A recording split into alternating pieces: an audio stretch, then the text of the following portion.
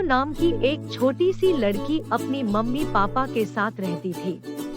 पीहू उसकी पापा post master थे और उसकी मम्मी एक छोटी सी प्राइमरी स्कूल में टीचर थी। पीहू बहुत शांत और सरल स्वभाव की थी। सबकी मदद करने के लिए हमेशा आगे रहती थी। एक दिन की बात है, पीहू की मम्मी पीहू को बोली, पीहू बेटा, मैं स्कूल जा रही हूँ। मैं तुम्हारे लिए खाना बना दी है। तुम्हें जब भूख लगेगी तुम खाना खा लेना। ये बोलकर पीहू की मम्मी स्कूल चली गई। दोपहर की समय था। पीहू टीवी देख रही थी। ठीक उसी समय एक साधु बाबा पीहू की घर के पास आए और भिक्षा देने के लिए पुकारने लगे। पीहू उनकी आवाज सुनकर बाहर आई और उसको देख के साधु बाबा बोले, बेटी मुझे भूख लग रही है, कुछ खाने के लिए मिलेगी क्या? पीहू उनकी ये बात सुनकर सोची, अरे बाबा को तो भूख लगी है। मम्मी ने मेरे लिए जो खाना बनाकर रखी है वो मैं साधु बाबा को दे देती हूँ। ये सोचकर पीहू उसके लिए रखी हुई खाना को लाकर साधु बाबा को खाने के लिए खुशी मन से दे दी। साधु बाबा खाना खा के बहुत प्रसन्न हुए। पीहू की दयालु स्वभाव से वो खुश होकर पीहू को एक कंगन उपहार दिए और वहाँ से चले गए। पीहू की मम्मी जब स्कूल से घर आई, पीहू मम्मी को सारी बात बताई और कंगन पहनकर खेलने लगी। जब वो अपनी खिलौना छुई तब अचानक उसकी खिलौना सोने की खिलौना में बदल गई। ये देखकर पीहू हैरान हो गई।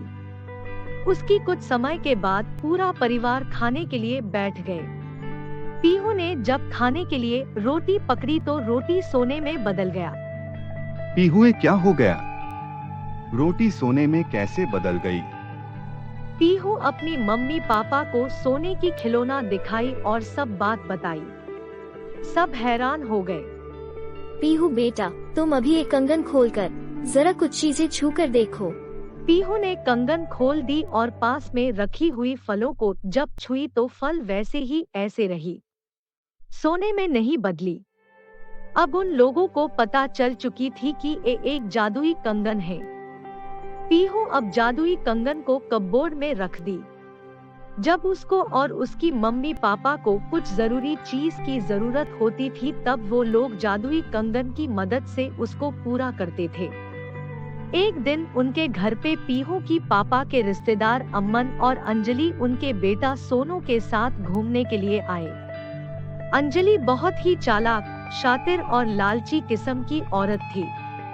किसी की तरक्की उसको अच्छी नहीं लगती थी और वो मन ही मन जलती थी। पीहू की परिवार की तरक्की देखकर वो मन ही मन सोची, अरे ये लोग इतनी जल्दी तरक्की कैसे किए? इन लोगों की नौकरी से तो इतनी जल्दी तरक्की संभव ही नहीं है। कुछ तो राज है, पता लगाना पड़ेगा। दूसरे दिन अंजलि चुपके से पीहू और उसकी मम्मी पापा की बात सुन ली। उसको जादुई कंगन के बारे में पता चल गई। उसी दिन शाम को अंजलि, अम्मन और सोनू अपने घर चले गए। उनके जाने के बाद पीहू और उसकी मम्मी पापा जब कंगन ढूंढे उनको जादुई कंगन नहीं मिली। वो सब परेशान हो गए। पीहू रोने लगी।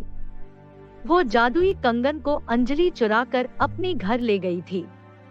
लालची अंजलि कंगन की मदद से बहुत सारे चीजों को सोने में बदल चुकी थी। ऐसे ही दिन बीतने लगी।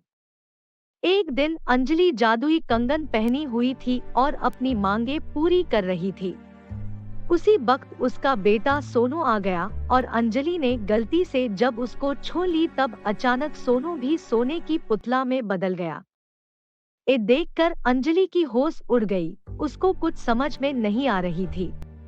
अपने घमंड और लालच की वजह से वो बड़ी मुसीबत में फंस चुकी थी। अंजलि भाग भाग के पीहू की घर आई और उनको सारी बात बताई। उनको जादुई कंगन लौटाकर अपनी बुरी काम के लिए माफी मांगी और सोनू को ठीक करने के लिए उनसे मदद मांगी। पीहू और उसकी मम्मी पापा को कुछ सूझ नहीं रहा था। अचानक पीहू को साधु बाबा का ख्याल आई। उसने साधु बाबा को ढूंढने के लिए मम्मी पापा को बोली, वो लोग साधु बाबा को ढूंढने के लिए निकल पड़े।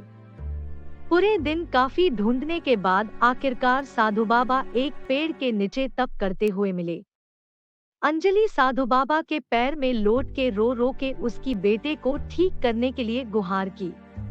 पीहू ने भी साधु बाबा को विनती की।